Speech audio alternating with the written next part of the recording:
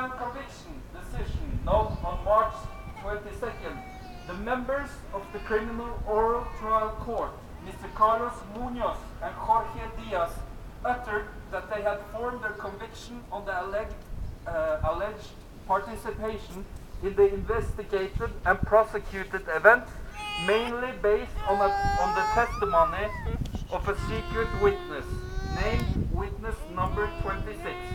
Nonetheless, the final ruling rejected to classify such events as terrorists, which is an obvious contradiction. It is an alarming situation that the judge's ruling considered a hearsay from a civil police detective who had heard a so-called voluntary declaration from one of her relatives, equally charged and convicted, who supposedly had incriminated himself and another Mapuche commoners.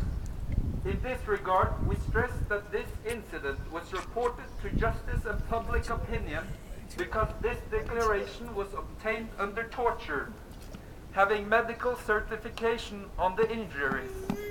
In spite of this, in an unprecedented move, the public prosecutor of Temuco decided not to address the complaint, closing the file on the case and not investigating the serious acts of torture reported by these Mapuche commoners.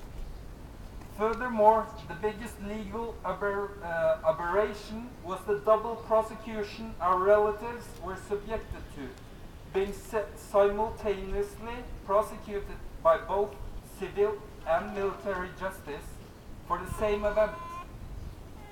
In spite of the fact that in December